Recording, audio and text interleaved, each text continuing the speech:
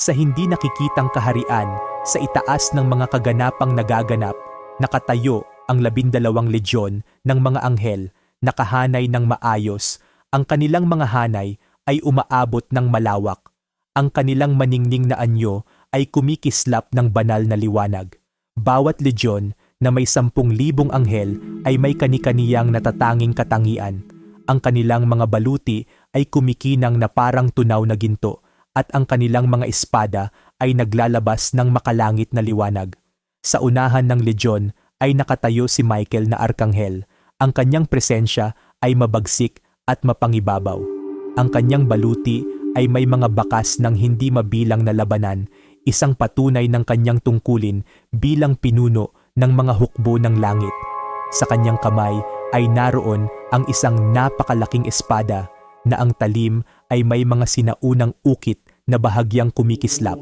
Ang tingin ni Michael ay nakatutok sa mga kaganapan sa ibaba, habang ang kanyang puso ay nananatiling matatag. Hari ng mga hari na nabihag ng mga karaniwang tao sa isang salita lang mula kay Jesus, at ang kanyang mga hukbo ay bababa. Ang kanilang kapangyarihan ay nangingibabaw sa mga puwersa ng kadiliman at magliligtas sa anak ng Diyos. Pero walang ganitong salita ang maaaring sabihin. Sa halip, narinig ni Michael ang utos mula sa makapangyarihang Diyos, manatiling nakatayo, ito'y kailangang matupad. Ang bawat anghel sa hukbo ay nakaramdam ng parehong pagpipigil. Ang kanilang nagliliyab na hangarin na makialam ay napigilan ng kaalaman sa banal na plano. Handa sila palagi, ang kanilang mga pakpak ay nakalahad para sa paglipad, ang kanilang mga espada ay nakahanda, ngunit nanatili silang tahimik. Ang kanilang katapatan kay Jesus ay hinihila silang sumunod. Mas maaga, ang mga punong olibo ni Jesus ay marahang sumasayaw sa malamig na hangin sa gabi. Ang kanilang mga anino ay sumasayaw sa ilalim ng pilak na liwanag ng buwan. Tahimik ang hardin maliban sa paminsang mumunting bulong ng mga walang kalmapang disipulo. Katatapos lang ni Jesus ng kanyang panalangin, ang kanyang mukha ay may dalang solemne resolusyon ng isang tao na nauunawaan ang bigat ng sandali. Tumayo siya at nilapitan ang kanyang mga disipulo na muli na namang natutulog sa kabila ng kanyang naunang pakiusap na magbantay at manalangin. Natutulog at nagpapahinga pa rin ba kayo? Tanong niya. Ang boses niya ay matatag ngunit may halong pagkaapurahan.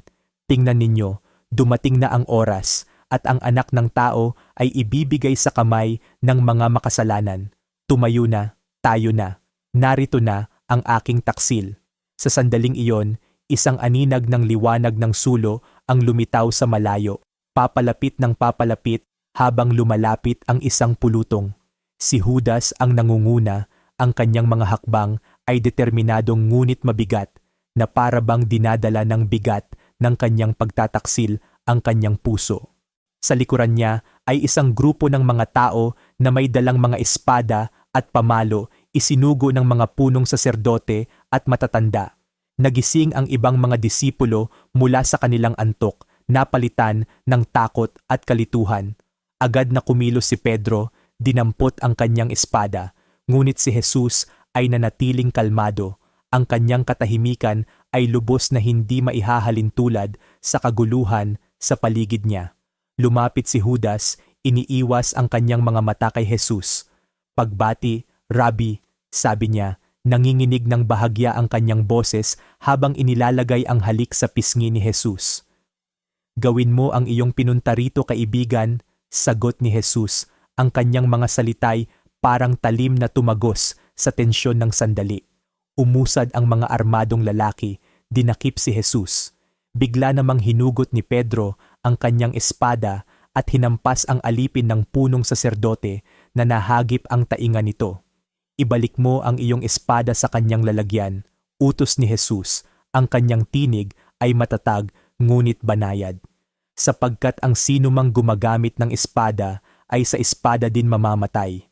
Iniisip mo ba na hindi ko kayang tawagin ang aking ama at sa isang iglap ay ipapadala niya sa akin ang higit sa 12 legiyon ng mga anghel?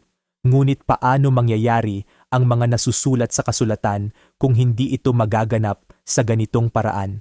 Sa kaitaasan, sa nakatagong langit sa ibabaw ng Getsemani, 12 legiyon ng mga anghel ang nakaposisyon sa kanilang mga hanay na parang walang katapusang liwanag. Ang kanilang mga anyoy kumikislap sa banal na liwanag. Bawat legiyon ay binubuo ng 10,000 anghel na may kani-kanilang mga makapangyarihang anyo. Ang kanilang mga baluti ay nagniningning na parang natunaw na ginto at ang kanilang mga espaday nagbigay liwanag ng celestial na liwanag. Nangunguna sa kanila si Miguel, ang arkanghel, na ang presensya ay kapwa makapangyarihan at nakatatakot. Ang kanyang baluting may bakas ng napakaraming labanan ay nagkukuwento ng di mabilang na tagumpay bilang kumander ng mga hukbo ng langit. Sa kanyang kamay ay isang makapangyarihang espada na nakaukit ng kislap na sinaunang mga rune, isang sandata na walang katulad sa kapangyarihan. Ang matalim na tingin ni Miguel ay nakatutok sa eksena sa ibaba kung saan ang kanyang Panginoon, ang hari ng mga hari, ay dinarakip ng mga kamay ng tao. Isang salita mula kay Jesus ay magpapakawala ng mga legyon.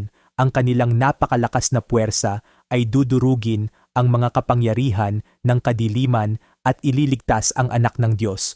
Ngunit ang salitang iyon ay hindi kailanman dumating. Sa halip, narinig ni Michael ang isang tahimik na utos sa kanyang espiritu, "Manatili ka sa iyong lugar." Ang utos na ito ay puno ng parehong banal na pagpipigil na umaling-awngaw sa hanay ng mga anghel, pinipigilan ang kanilang masidhing pagnanais na makialam. Kahit handa na ang kanilang mga pakpak na lumipad at ang kanilang mga espada ay nakahanda na para umatake, nanatili silang hindi gumagalaw, tapat sa kanilang walang hanggang katapatan at kaalaman sa banal na plano. Gayunpaman, dito sa lupa, habang inakay ng mga tao si Jesus palayo, nagtakbuhan ang mga disipulo, takot ang bumalot sa kanilang mga puso. Muling nanahimik ang hardin, ngunit nanatiling mapagbantay ang mga makalangit na legyon. Alam nilang ito'y hindi pagkatalo, kundi ang pagsisimula ng tagumpay na mag-aalingawngaw magpakailanman. Lumingon si Michael sa kanyang mga legyon. Ang kanyang boses ay umaling-awngaw na may parehong autoridad at paggalang. Ito ang daang pinili ng ating Panginoon. Ang kanyang dugo ang magliligtas sa sangkatauhan at sa pamamagitan ng kanyang sakripisyo, ang mga kapangyarihan ng kadiliman ay matatalo. Tumango ng buong loob ang mga anghel na uunawaan ang bigat ng sandaling ito. Ang kanilang mga papel ay hindi bilang mga mandirigma sa pagkakataong ito, kundi bilang mga saksi sa pinakadakilang gawa ng pagmamahal at pagsunod na makikita ng sansinukob. Habang lumilipas ang mga araw at taon, nanatiling mapagbantay ang mga legyon, hinihintay ang panahon na tatawagin silang muli ng kanilang Panginoon. Lumampas ang kanilang pagbabantay sa pagpapako at muling pagkabuhay ni Jesus, nakapokus ngayon sa araw ng kanyang pagbabalik. Ang ikalawang pagdating ni Jesus ay isang sandaling malalim na nakaukit sa kanilang layunin. Kapag tumunog ang trumpeta, ipapaalala ni Michael sa kanila, "Sasamahan natin siya, ang mga langit ay mahahati at makikita ng bawat mata ang anak ng tao na dumarating na may kapangyarihan at dakilang kaluwalhatian." Ang ating Panginoon ay titipunin ang kanyang mga hinirang at tayo ay magiging saksi sa katuparan ng kanyang plano. Ang mga mata ng mga anghel ay nag-aalab sa pananabik sa mga salitang ito. Sabik na sila sa araw na makita nilang ang kanilang Panginoon ay nakoronahan sa kaluwalhatian. Ang kanyang autoridad kinikilala ng buong nilikha. Ang imahe ng 12 legyon ay may kaugnayan din sa pag-agaw ng mga banal kung kailan babalik si Jesus, at ang mga legyon ay maghahasik sa buong mundo, titipunin ang kanyang mga tapat mula sa bawat sulok ng mundo. Ang bawat ranggo ng mga anghel ay may nakatakdang gawain. Ang ilan ay gagabay sa mga kaluluwa ng mga matuwid patungo sa presensya ng kanilang Panginoon, habang ang iba naman ay magbabantay upang tiyaking walang puwersa ng kadiliman ang makakagambala. Si Michael, na laging mapagbantay na leader, ay naglalakbay sa kanyang isipan sa araw ng kaluwalhatian, kung kailan ang mga langit ay magliliwanag sa presensya ng di mabilang na mga anghel at ang tunog ng trumpeta ay aalingaw-ngaw sa buong mundo. Naalala niya ang masayang muling pagsasama ng mga banal sa kanilang tagapagligtas, isang pagdiriwang ng pagtubos at tagumpay. Habang hinihintay ng mga legyon ang araw na iyon, hindi kailanman nanghina ang kanilang pananampalataya. Alam nilang ang parehong Jesus na nag-utos sa kanila na magpigil sa Getsemani ay siyang mamumuno sa kanila sa huling labanan laban sa mga puwersa ng kasamaan. Sa araw na iyon, hindi na kinakailangan ang kanilang pagpipigil. Ilalabas nila ang lahat ng kanilang lakas, ang kanilang mga espada ay magpuputol sa kadiliman, ang kanilang mga tinig ay magpapahayag ng paghahari ng kanilang hari. At kapag natapos na ang labanan, sila ay tatayo sa kanyang tabi habang itinatag niya ang kanyang walang hanggang kaharian. Hanggang ngayon, habang hinihintay ng mundo ang ikalawang pagdating ni Jesus, nananatiling handa ang mga legiyon. Nag-aalab ang puso sa pagnanais na muling maglingkod sa kanilang Panginoon at tagapagligtas.